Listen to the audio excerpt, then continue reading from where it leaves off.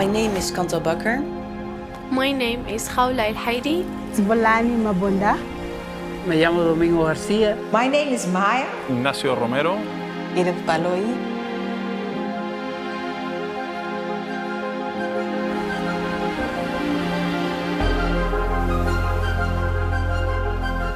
TUI Care Foundation builds on the potential of tourism as a force for good.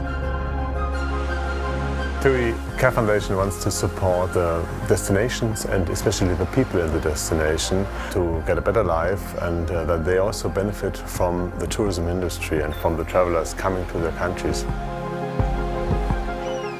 With currently over 30 projects in 25 destinations around the world, TUI Care Foundation focuses on 3 fields of engagement: young generation and education, nature and environment, empowering local communities.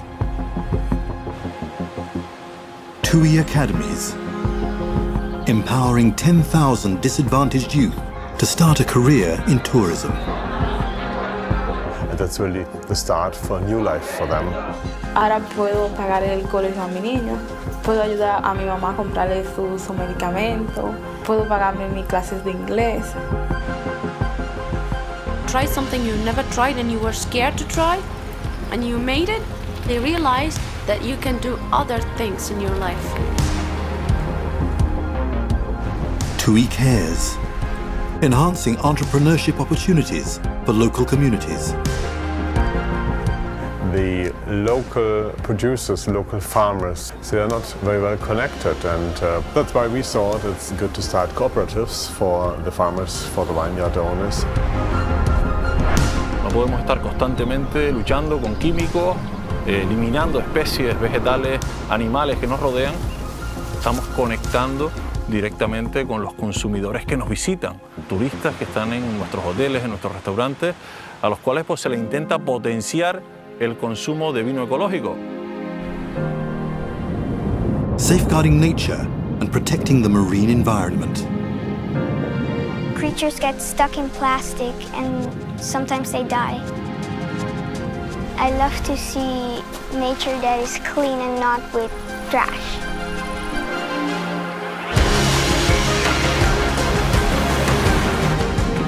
TUI Turtle Aid, saving 1 million sea turtles by 2020. TUI Elephant Aid, contributing to the protection of 15,000 elephants in Africa and Asia. TUI Junior Academies, giving 100,000 children better opportunities in life and training them to become nature ambassadors. When they were growing up, those people that are poaching now, they never had an opportunity to go on a safari, to go to learn about how important is nature.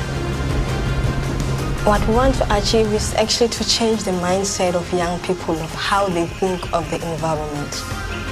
We want them to love it and respect it as it is.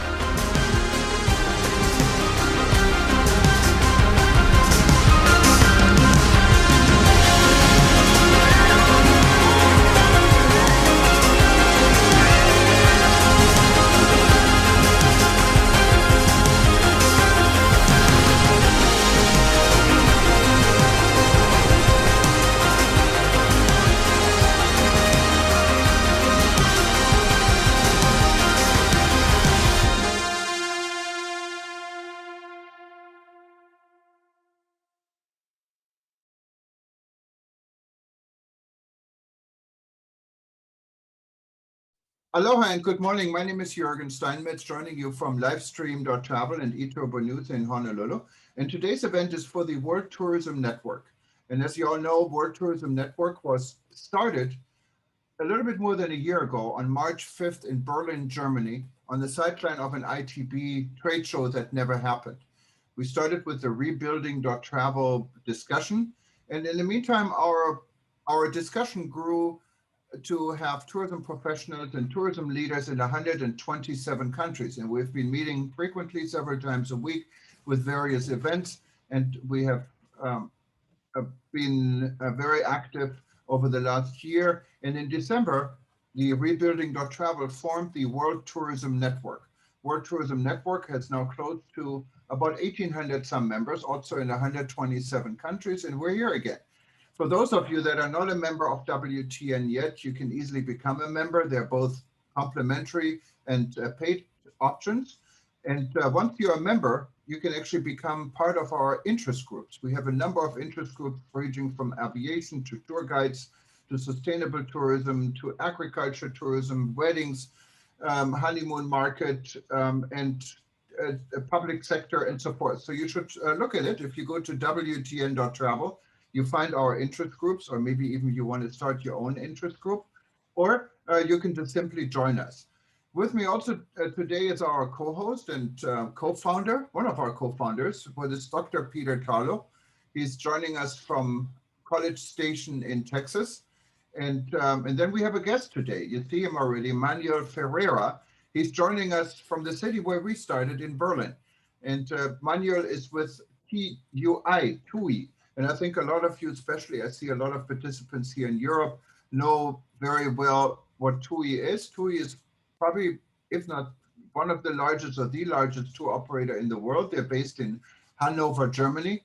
And I'm actually a former colleague of yours. When I started in the business back in 1978 in Germany, I worked for TUI and I worked for Hapag-Lloyd, what was part at the time of the TUI network. So I worked for your company. It was actually, I think, the only company I really worked for. And then I started on my own businesses ever since the 1979. But I enjoyed that time. I worked on a cruise ship, what was it?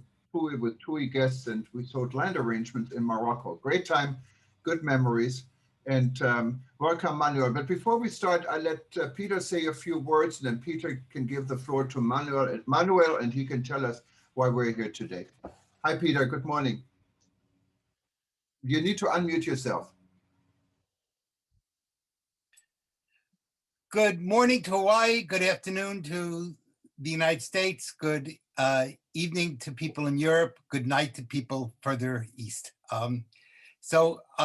This should be a very interesting part of our series on really rebuilding travel and the whole issue of how important we are in redeveloping what was, and now unfortunately I have to say in the past tense, the world's largest industry. Hopefully we will regain our footing as in many parts of the world, COVID is starting to retreat. Unfortunately, I think in Europe, they're going through another phase, but certainly here in Texas, we have made tremendous progress and our numbers are going down radically. They're dropping every day. There are less and less people who have it, and the people who do have it are mainly young people who have the equivalent of a cold. So almost our entire senior citizen population has been vaccinated. And that's good for travel. That's going to allow people to have the confidence, hopefully, to begin again. You may have noticed I put in the background, there's a Paschal lamb, kind of to celebrate. This is both Passover and Easter. So no matter what side of the religious divide you're on, that lamb is for you. And it also represents a sense of caring and love. And that's really what tourism is all about.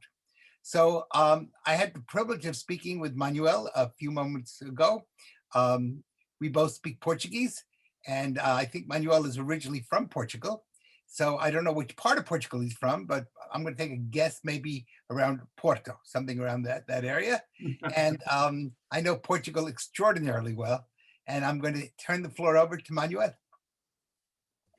Thank you so much, Jürgen and Peter, for the introduction. And you are correct, Peter. I am from Porto, exactly. A very good guess. And we are here today, of course, to talk about Corona relief. So I'm Manuel Ferreira. I'm from Portugal, as Peter correctly guessed. And currently I am based in Berlin with the TUI Care Foundation. So this is the independent foundation of the TUI Group, which, as Jürgen pointed out, is exactly the world's largest tourism operator. And we work as the foundation that works independently, but was started from the group. And we're here today to talk about Corona relief and specifically our Corona relief program. I do have a little presentation for you just to guide a little bit my thoughts and to also really be as accurate as I can. So I hope everyone can see this. Perfect. About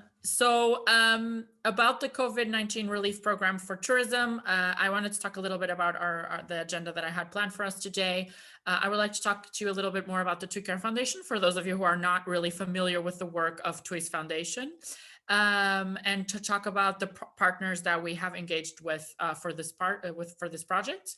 To talk to you about the COVID-19 relief program for tourism, which is why we're here today, and how the TUI Care Foundation and the German government is really financing a relief program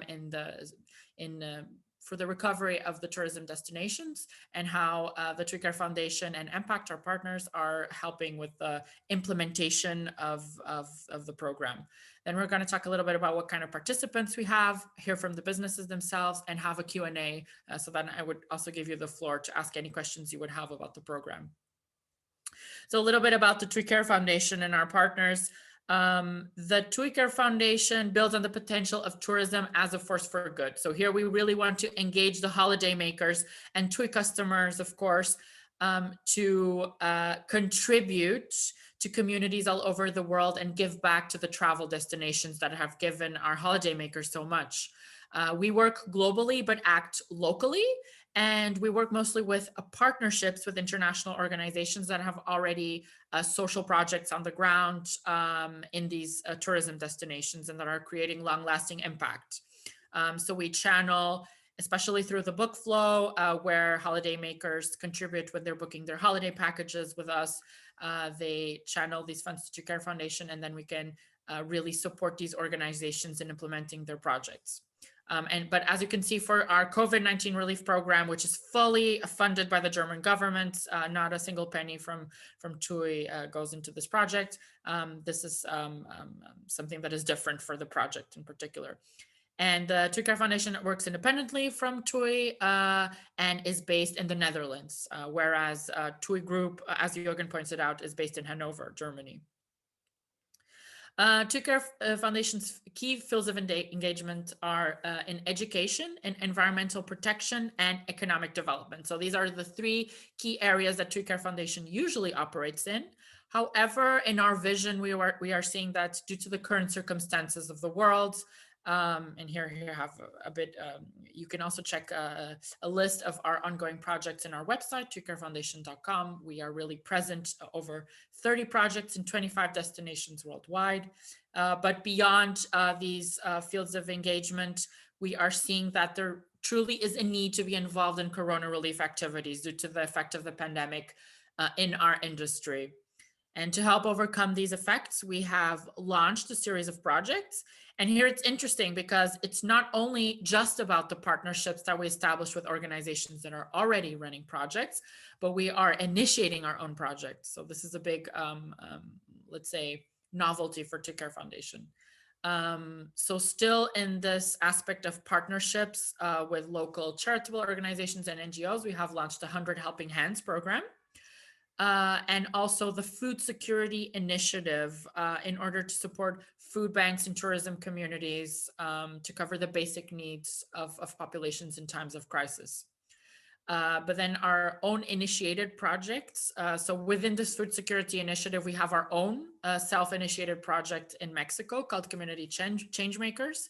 It is supporting schools, local communities with food relief, but also in the organization of workshops that provide professional skills for these people. For the COVID-19 relief program for tourism, this is a joint initiative, as we will find out later. And a little bit about our impact. Right now, we have contributed to 4,000 people who are given access to in-depth career training, and over 10,000 people received support to improve their incomes and entrepreneurial livelihoods. At the same time, with our nature conservation projects, we have contributed to the protection of over 2 million elephants and turtles, and also currently with our Corona relief initiatives, over 50,000 people have indirectly benefited from them. So we are currently trying to maximize our impact, but really also really happy with the success that we had so far. For our COVID-19 relief program for tourism, which again, this is why we're here today, our key partners are the GIZ. The GIZ is a German developmental agency that basically implements projects that are commissioned by the German government. And that is what they're doing right now with our own project. Meanwhile, we have Impact, which is a nonprofit organization, which is based in Berlin and has the aim of empowering entrepreneurs and ecosystems. So they're really about entrepreneurship and supporting startup networks. So we really thought it was the perfect match between us as an organization that's trying to support the recovery of destinations and holiday destinations, and Impact trying to really contribute to startups and small companies. Our donor and our project donor for this project is the Federal Ministry for Economic Cooperation and Development. So this is a cabinet level ministry of the German government. And they are basically 100% funding this project, which is then implemented by the GIZ, by ourselves, and by our partners at Impact. And about the COVID-19 relief program for tourism. So in case you're not familiar with this program, it aims at supporting the recovery and growth of tourism and tourism-related businesses, specifically in 4 countries, which are Mexico, Kenya, Jordan, and Indonesia. This program is a part of the wider Empowering Entrepreneurship Initiative, which is an initiative that was launched by our partner organization, Impact. And this initiative has actually 2 programs. So one that is sector agnostic and is targeted at 180 companies from all different sectors of industry that have been affected by the corona. And then we have this one, which is the specific program for tourism, where we are involved and aiding in the implementation. And as I said before, these programs are fully funded by the GIZ through a commission from the BMZ. So really our donor is the German government.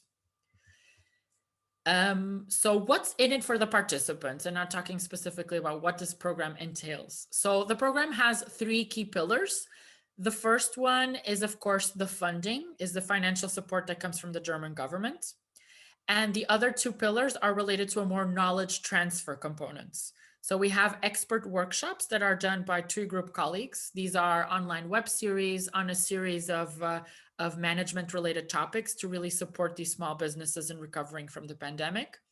And the second one is a mentoring program where we have 97 TUI Group mentors that are acting as support to really tailor a feedback, growth models, and really assisting these businesses in scaling up their business models.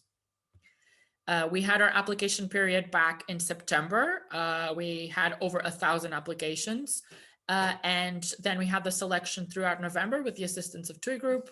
And finally, we initiated the program with some online kickoffs in December and had 6 months of our program.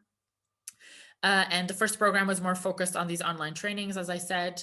And then the second phase, which started just this month, we really have the engagement of all our mentors and starting the mentorship component. In terms of our expert trainings, as I said, this was a series of management related topics. We had resilience, communication and leadership, brand management, digital transformation, access to markets.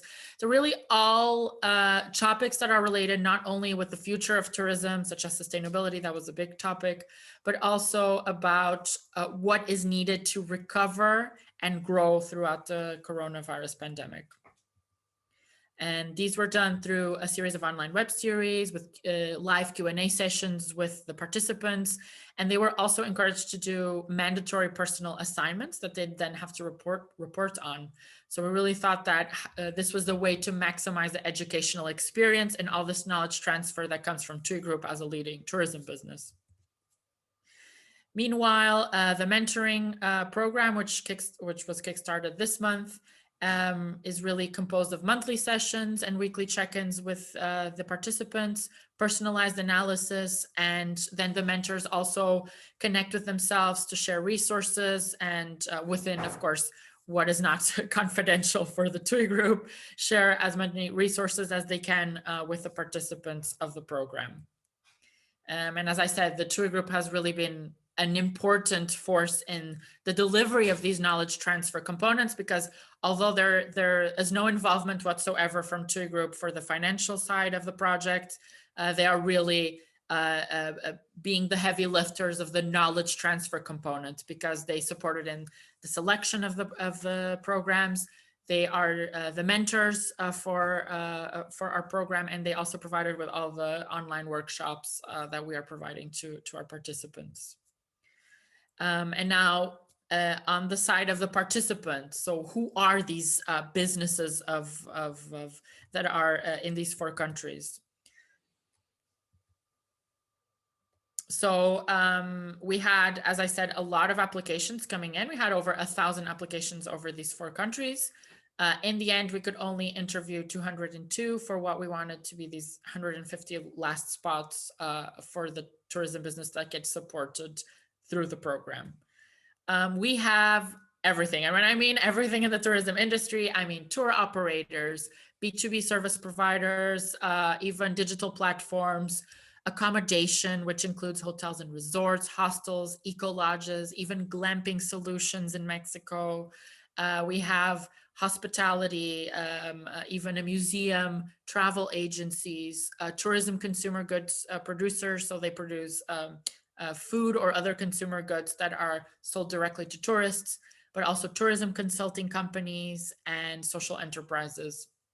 So we have here a well-rounded mix of companies because really the key goal of the German government is to support the infrastructural recovery of tourism destinations. And that is why it was also important to have such a variety of businesses in the mix of the beneficiaries. You have access to all the links, especially if you go to our website or the website of our partners Impact, of the kind of businesses that we have. Here are just a few examples. In Mexico, we have everything from a diving school that is committed to the conservation of the local shark population, to a culinary tour provider that shares and contributes to Mayan heritage in Yucatan.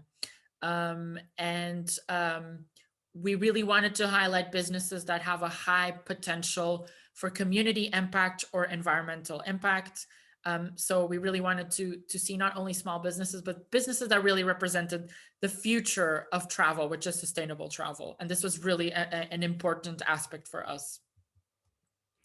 In Kenya, we also have, for example, the Sustainable Travel and Tourism Agenda, which is an organization that consults other businesses into how to make their tourism solutions as sustainable as possible. Meanwhile, in Indonesia, we have the example of Mana Earthly Paradise, which is a resort that is trying to implement as many sustainable practices as they can. This includes having their own permaculture garden, for example, upcycling glass and really minimizing plastic consumptions. It's fully solar powered and they use sustainable materials for the creation of the hotel. And this is an upscale luxury hotel. So it's nice to see that, you don't have to be a small accommodation provider to really showcase these kind of sustainability trends and initiatives that you can implement all around accommodation providers. Finally, in Jordan, we have the example of Akabawi. This is a provider of cultural experiences. So they invite visitors to Aqaba, which is, as you almost know, really a cruise ship destination. Their offer in terms of tours and excursion providers is mostly sustained in the scuba diving offer, since they're Jordan's only major coastal town. So Aqabawi wanted to highlight the authenticity of their cultural heritage. So they invite tourists to do alternative activities, such as experience local culinary heritage through culinary classes, as well as doing their own handicrafts with local materials and trying to stay true to the to the authentic handicrafts and artisanal culture in the local environment. So as you saw, a lot of variety over this program and the kind of businesses that we are supporting through this knowledge transfer component, and also through the financial support given by the BMZ. We have a little participation video. I don't know if by sharing it like this, you will be able to hear it.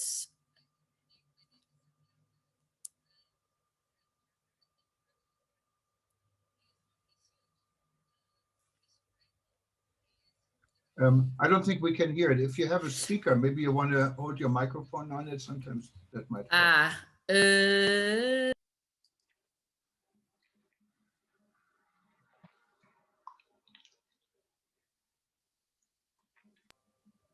Okay, I will try to do it like this. We could make up a story as it goes along. Yes, maybe that's going to be the creative solution to this technical program. We can assign one person to each one of the participants and they can tell us what they think he's saying. And do a role play. I think that's a great idea. So basically, here we have the sharing of Mauricio Moreno and his mother, Ana Lara. They are basically sharing about their guest house, which is a Grado guest house. It is a guest house in Oaxaca, Mexico. What they're sharing a little bit is let's say the customer journey of what is a participant of this program. So they're talking a little bit about their struggles in terms of the coronavirus pandemic, that the guest house basically had to stay closed throughout the whole pandemic. And even when it's opened, because of the restrictions that initially were felt in Mexico, and also their own concern for the safety of guests, they were really trying to minimize, and it was like drop by drop, getting one guest or two guests, but really it wasn't enough to sustain financially the guest house. So it's interesting because this guest house has a concept of being an art house as well. So besides being a typical boutique hotel, they invite artists from all around the world to have, let's say, a residency and to perform for the guests, and they have their room and board covered.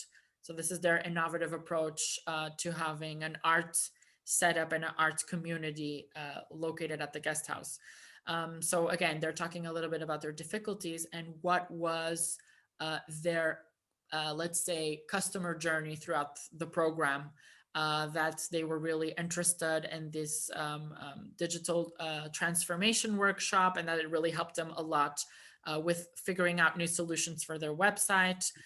So this was the kind of sharing that they were giving us. This was a video that was shown at ITB Berlin. I would say this was 2 weeks ago, 3 weeks ago. We had a space that the GIZ was a bit sharing about their programs. And so we had these sharings from then we had Leo Swijaya. He is a founder and CEO of Gomodo Tech.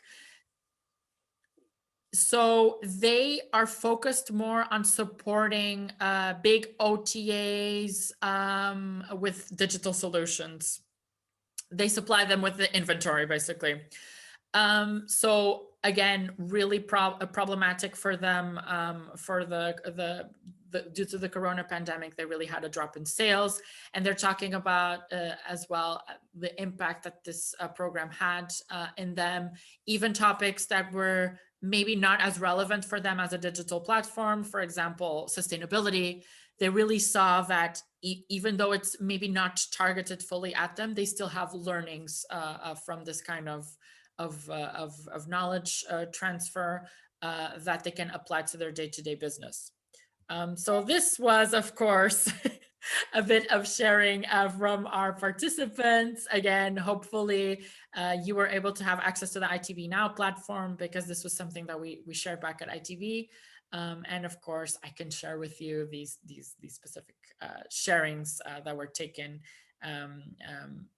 at the time if you are interested in it. But of course, I leave the floor up to you. I'm really interested to know if you have any questions about our projects, about what we're doing in terms of Corona relief. There was a very interesting presentation, and I think this is a good move from TUI and the German government to help the world in these uncertain times.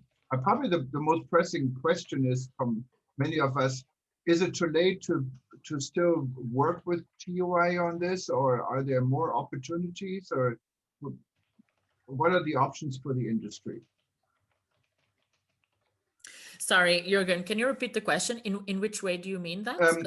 To be part. I mean, what can industry players? We have a very global audience of people from all sorts of from all different sectors of the industry. How can they be still a part of your program, or is it at this time a closed program?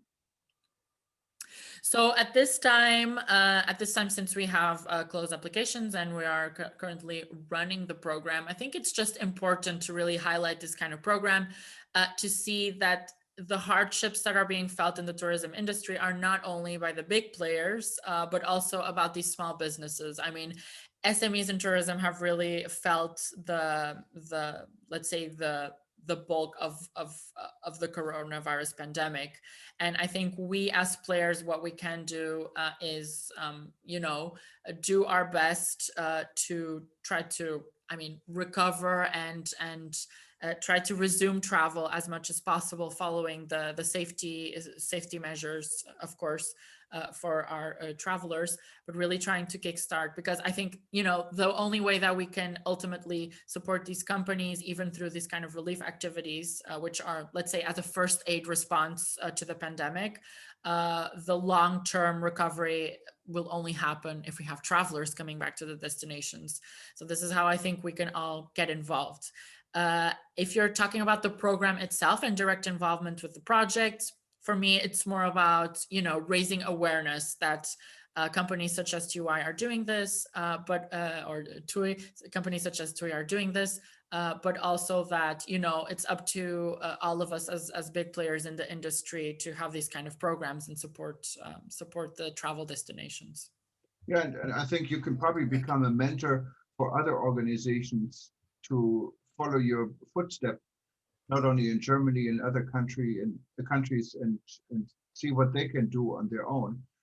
There are a number of people who are chatting, and since we're such a small group, I'm wondering if you wanted to say something directly. I know my friend Wolfgang Hoffmann in Düsseldorf, he's with Skoll. He had a comment and a question. Wolfgang, you want to ask it?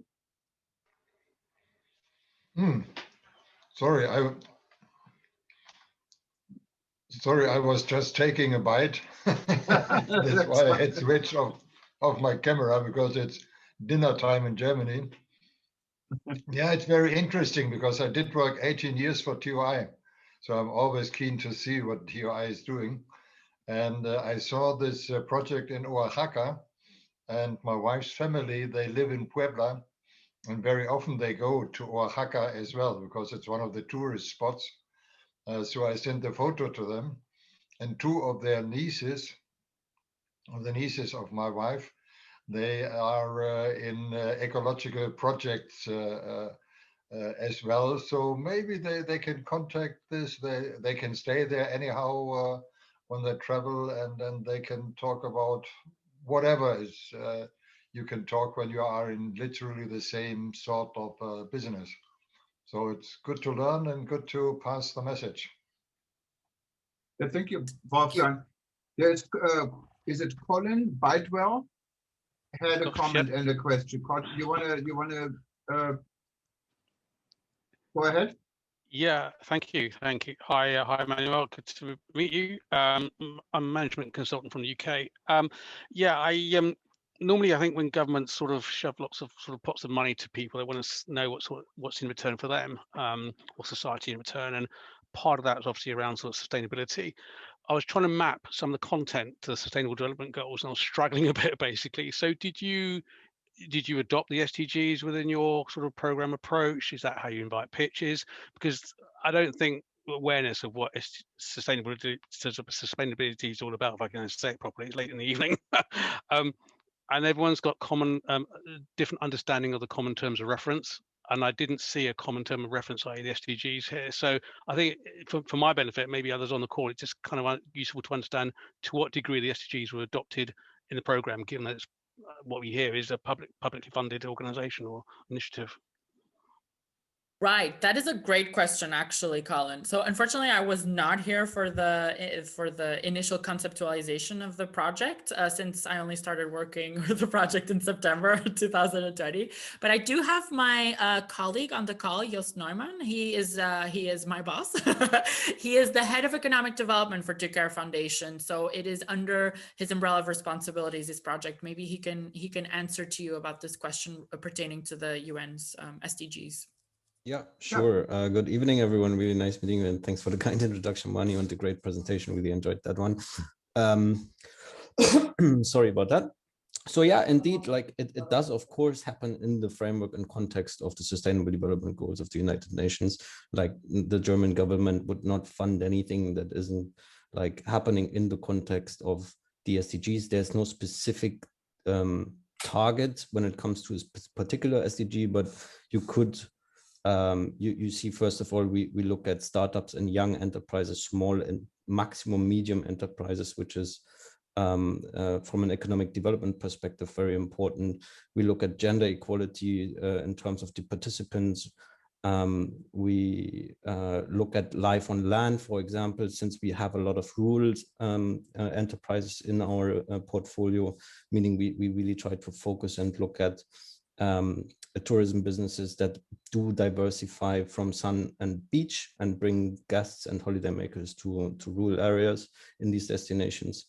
And so there is always, and that is obviously also like the general funding policy of the ministry, where they signed and adopted the SDGs as the German government, but also specifically as the Ministry for Economic Development and Cooperation.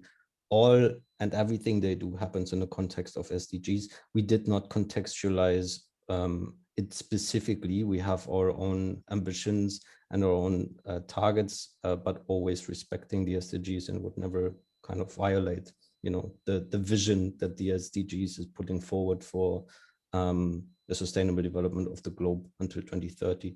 So I do see that we are very much in line. Or every participant may have like a different, let's say, relationship to different SDGs and contribute more to specific SDGs than others.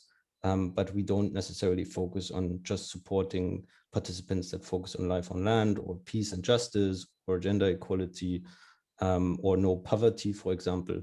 So so in that sense, I would say we everything relates to SDGs, but we do not take it as our guiding framework. We focus more, the main focus is really on small and medium enterprises and young innovative enterprises in the tourism ecosystem of the destinations, because we want these, especially sustainable businesses, to remain alive during the crisis and to be able, once travel and tourism is picking up again, to be in a position of receiving guests. And the German government is very interested in keeping these ecosystems alive and keeping them alive also for the German and European travel industry specifically. So in their strategic interest is to maintain these jobs, to maintain these businesses, for the German traveler to be able to have a great options of experiences, for example, but also for long-standing partnerships with the European travel industry, for these partnerships to remain in place, or at least do not vanish because of the crisis. I hope that answers that a little bit. Okay, to a degree, yeah. As I say, I was trying to do the translational mapping, but you've answered, I guess, to a degree where you haven't actually put them in the presentation. So I appreciate that. Thank you. Thanks, Jürgen. Thank you very much. I wanted to recognize also Professor, I call her Professor Snow White because she has such a complicated name for me.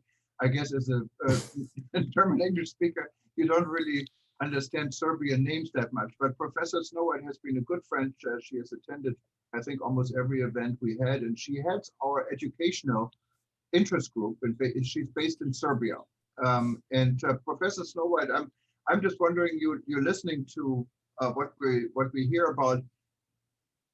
How do you think the World Tourism Network could possibly learn from what the TUI Care Foundation is doing to benefit some of our member countries or member organizations? Do you think there's a synergy? Perhaps I'm just with what we're doing at the educational group. I think that what Manuel said is very important, especially about education, as I'm dealing with education about the training. And I really wanted to ask Manuel what kind of a training in tourism they are doing in this program. What kind of education and training are you doing within these 4 countries you're talking about? Right. So the training, unfortunately, unfortunately, this program is really 100% online right now because of the restrictions and the kind of global operability that we need. In terms of tourism specific topics, it's more like that the knowledge is fitted within the expert workshops, although the topics are very management level. So I think I gave a few examples: the resilience, leadership, and crisis communication, sustainability. So the examples that are given within the expert workshops are specifically about the tourism industry. We didn't want to get too far into it in terms of tourism specifying because of, as I said, the type of company that we have is really diverse, and it's really all the areas within tourism that are represented. So if we went too specific, it might become not as relevant for all the participants. So these are not really specifically tourism, they're more management level topics. Yeah, maybe to add for a second on that, if possible. So we understand this as informal learning because we have a peer-to-peer, right, through via the experts that do share a lot of the daily practice and the lessons that they have learned from the TUI perspective. So you have people from sustainability, you have people from digital transformation, you have people from a managerial communication leadership perspective that share their experience about the crisis and how to navigate the crisis during these times. But more on a senior level, and giving these inputs to the participants from these 4 countries.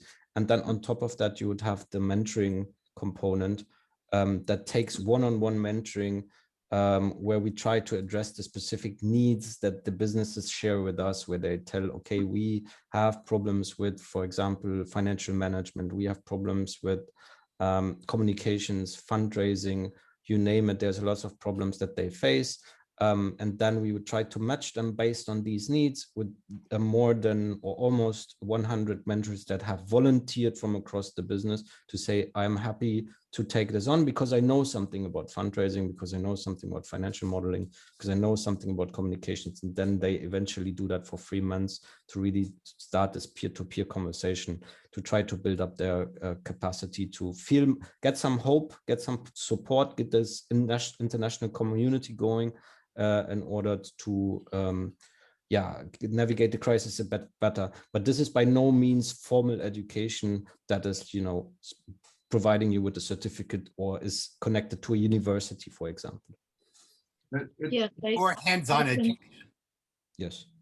Yes, I can understand that it is informal education because we are talking, Jürgen and myself and some other, and Peter also said about it, that the informal education is very important because formal education cannot very easy and very quick. It cannot make moves with the syllables like for the specific forms of tourism, because tourism, if we just we are not talking about last year and this year about the COVID period, but when tourism is growing, then it's growing with needs for educated people on different levels and in different areas. And because of that, I think that informal education is very important. Are you doing tailor-made programs, or the programs are the same for all 4 countries? Or you are making tailor-made program for one country, one type of a program for another country, another type of a program?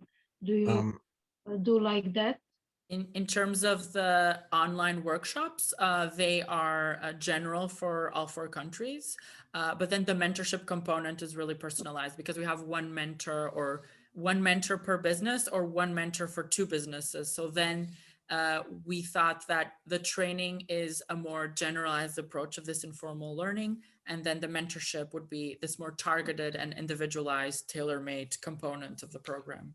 Yeah, and to add that the mentors for Mexico, for example, or the mentors for Indonesia, we require them to have a relationship to the destination, whether that is like that they have been working in the destination, that they're currently there, or that they have a specific interest and regional experience. So we try to match a participant from Mexico with a person that has knowledge about Mexico in order to create like this more tailor-made support service that is not so generic, but more addressing the needs, but also taking into account that the mentor needs to know about the culture, the ecosystem, and a little bit more information about this. Yes, and sustainable development and all of that. And we think in WTN that it is very important that education, it is very important to stress the education in tourism this year and the next year, because we have to prepare ourselves and the economy and the tourism market. We have to prepare people for new booming of tourism, because I'm optimistic. It is going to be this year, next year, not very well, but nowadays here in Europe, for example, in Greece, there are first groups from Germany and from Holland who went to Greece as a tourist, and the Ministry of Tourism of Greece, he said that Greece will be open for tourists after the 15th of May. Of course, according to vaccinations, those people who have vaccinated, they can enter the country as a tourist, and then of course they have some new ideas about it. So we have to prepare people for new tourism, because in the last year people were, unemployed and how can I say, very stressed because there was nothing working in tourism. So we have to make an optimistic approach to education and training, and this is very important. So I think that you're doing really great job, and you have to spread it all over the world, as WTN have been spread all over the world in this last year. Yeah, and may I add to this? I just had a conversation earlier with Gloria Guevara. She is the CEO of the World Travel and Tourism Council based in London. And Gloria and the WTTC are planning still a physical conference in Cancun, what's their yearly summit, happening the end of this month in April. And I would stress Gloria, if she's watching, and anyone who is member of WTTC, what includes TUI, by the way, to include these type of initiatives in their discussion also in Cancun when they meet the end of April, either physically or virtually, because it is important. And I would have asked our friend Scott Wayne, who joined us earlier, but he told me he's in the car, so maybe he dropped off, but maybe Peter knows a little about it. Scott worked on a number of projects with USAID in the past, and I know some of the projects his projects were always travel and tourism related. So I was just wondering if USAID is supporting issues like this for the North American side. Peter, do you know a little bit more about it? Scott would know much more than I would. So, if Scott's here, please jump in. But certainly USAID is trying to tailor its programs around the needs of specific countries and specific people within those countries. And tourism is clearly an important factor. It's not going to start tomorrow. I think we should be realistic about this, because there's been, first of all, COVID is going through many variations and strains. It does appear that at least the Pfizer and the Moderna are quite good at stopping those strains, but there's lots of other issues that are out there. The other thing is, of course, is a lot of people are recovering, not just in the tourism industry, but in industries across the world economically. And a lot of people have had to put a lot of money into their children's education because of many of the schools being closed down. And now the fact that schools may be running this summer. And that's something I think we have to take into consideration, because the world is not just about single people or about universities. It's a huge part of the travel market deals with elementary schools and high schools. And if those schools should decide to start in the summer to recoup the year lost, basically much of the world has lost a year of high school and elementary school education, that's going to impact the way people travel. So we have to be really smart. We cannot think just in one way or the other. We're going to have to, this is a very much, it's not a unifaceted methodology, but this is going to be a multivariate equation that's got to be thought through. And each one of those is going to have a different weight for different types of people. So one of the things we have to do is prepare people to be very flexible. And I really like what Professor Snow White said, and also my friend Manuel, the need for personalized education, because if it's standardized, one size fits all, it will not fit all. Now we all have certain basics we have to know, and I agree with you on that. But I really applaud your mentoring program, because that's when you have to take the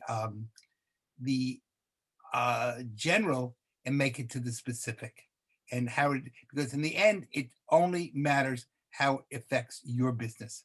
So this is something I know it's much debated in the US government. How do we do this in a way to help the most amount of people with limited resources? And the other side, we have to think about, every government in the world today is pressed because they all lost huge amounts of taxes, because when people stopped buying or stopped earning, they had to give money out rather than receive money. And therefore, every penny is going to be watched very carefully. And it's going to turn into a major political issue. So tourism does not live on a bubble by itself. Tourism lives within the totality of the economic and social structures of each nation and of the world. No, thank you, Peter. And I know Mario had a question, what maybe a little bit outside what we're discussing here, but it's not really the regular TUI we're talking about, but it's an interesting question. Mario, go ahead. Mario is actually our ETN correspondent for many years now, 20 years or more, and he's based in Rome, in Italy. Go ahead, Mario. You have to unmute yourself, otherwise we won't know what you're saying. Okay. There we Can you hear go. me now? Yes, go ahead. Yes, I would like to know, due to the ongoing pandemic, how is TUI facing the problem of travel so far? And what is foreseen for the near future? Thank you. Okay, thank you, Mario. And I think you're probably hoping to get an answer from TUI, but I don't know if we have the right people on it, but at least we can have a personal opinion on it. Okay. Oh, sorry, there's some police work going on outside, so I'll just close the window for a second. Okay. So it's not about me, so that's a good point. Glad you're not arrested. Yeah, so indeed, we cannot speak officially for the TUI group since we are not the press officers of the company, and they may have specific messages that they would like to share with you. So I'd recommend for sure to look at the press section of TUI Group's website in terms of investigating that question, because I know there's lots of press releases being issued addressing the current needs. I know as well that, of course, TUI Group is currently in talks extensively with the German government in order to understand and get a lot of intelligence from the Federal Foreign Office to understand where is a safe travel path to be, or a safe travel corridor to be opened. So that's a lot like touching a little bit on what Peter just said, right? There is a whole lot of ever-changing conversations between these political stakeholders that are currently happening. A lot of things currently there is travel in place. For instance, we had a lot of Polish guests going to Mexico. They went to the Canaries, Spain. They went also to Greece, as far as I know. We have some Germans traveling to Spain at the moment, but it's all on a very small scale, and it can be disrupted at any point in time due to the change of the pandemic coverage. Peter, I see you want to say something. Yes, I know. And Jost, I would also underline the fact that anything that we say today may not be true tomorrow. Exactly. Yeah. So for example, yesterday, Mexico announced that it had undercounted the number of people with COVID. And it's now really, of the big nations in the world, it's number one with COVID infections. It's really number three, but the other two are incredibly small little countries. San Marino, yes. Yeah, San Marino in Mexico. In Gibraltar.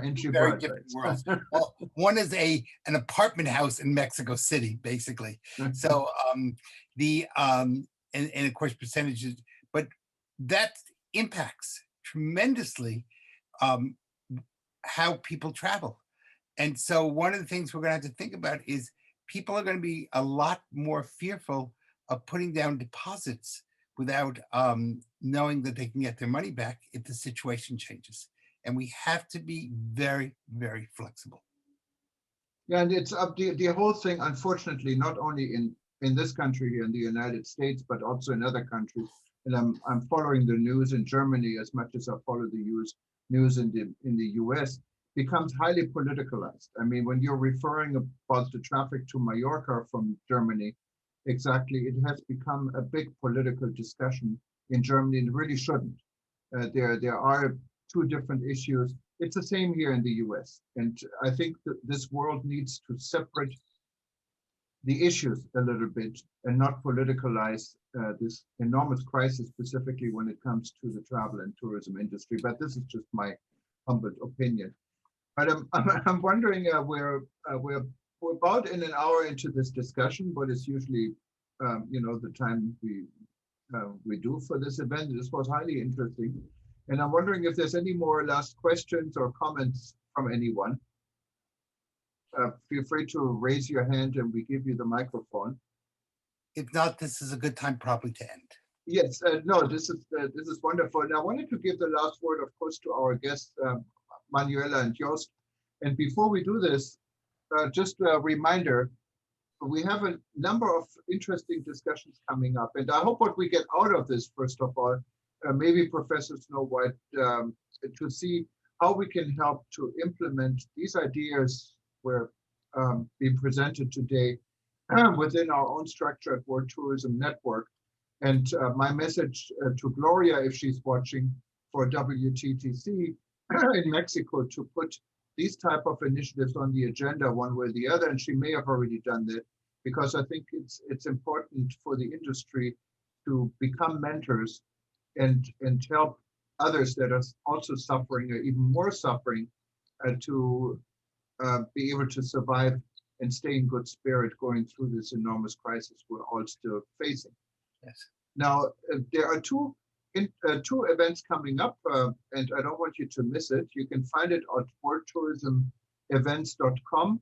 One tomorrow, on April 6th, I'm sorry, in a week, we're going to visit the Museum of the Palestinian People in Washington downtown. We're doing this with our interest group for tour operators. It's a new small museum, has a lot of history, and I know we already have people joining us. Actually, from the Palestinian area, from Jordan and so forth. And we're going to do a virtual tour of this museum together with our tour guide interest group. And then I'm very much looking forward on April 7th, we have a discussion on the future of tourism here in Hawaii. And of course, we're based here in Hawaii, so this becomes quite personal. We see how the development is in Hawaii tourism. We're all concerned if the boom of tourism we experience here right now, and domestic numbers in Hawaii are almost up like their normal times, but international tourists are missing. If this is all good, I mean, we're all bracing to get an increase in numbers. What didn't happen? So we're doing something right here in Hawaii. Our numbers are still relatively low. Our tourism has increased from 500 a day to 17,000 a day. And the hotels are doing better. The shopping center, I live right across from the Ala Moana shopping mall, the largest shopping mall in the Pacific, is busy. And the restaurants are busy. So what are we doing right? Or is this just a quiet session before the storm? So we're going to investigate this with a guest from the Hawaii Tourism Authority. That is the government agency in charge of tourism, and with members of the private industry. What's on April 7th? On April 9th, we're going to go to New York and Dr. Eleanor Garley, and we're having a glass of sherry. As you know, Eleanor is leading our our wines.travel blog for many years. She loves wines, and now we're going to go a little bit further. We go into sherry, and we're going to talk to an expert on sherry and wine in New York. So that's going to be interesting too. And it's at 6 p.m.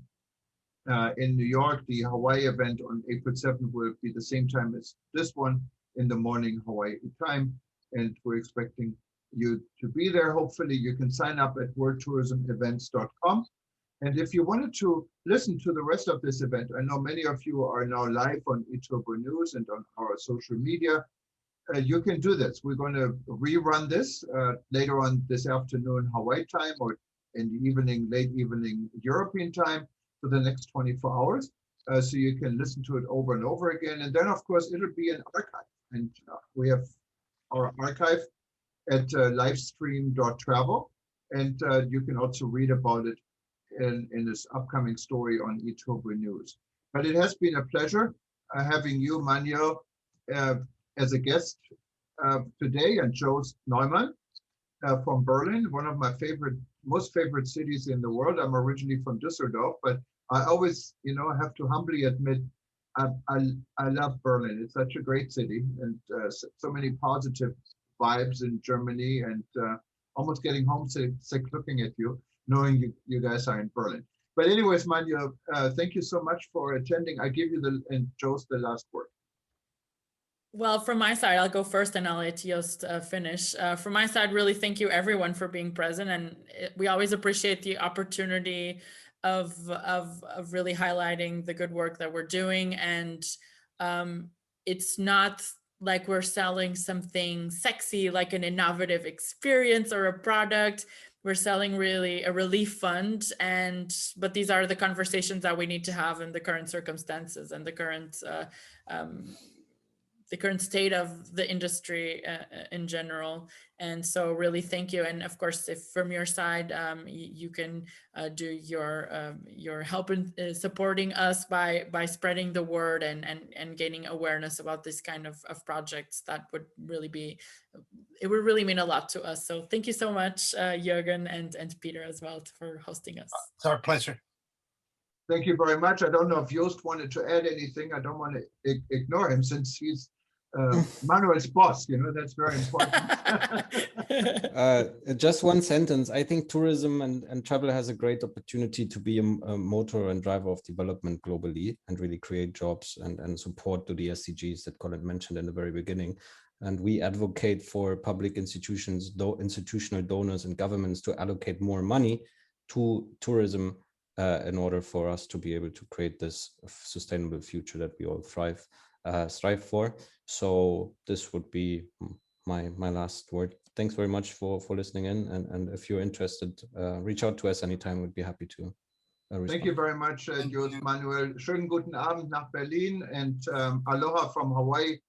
and hopefully we see you again soon. And please keep on reading eTurbo News. And if there's any comments, go to WTN.travel, click on comments, or you can go to eturbonews.com and click on contact, and we'd be happy to respond to you. You have a good night, good morning, good evening, and I'll see you guys soon. Aloha. Bye-bye.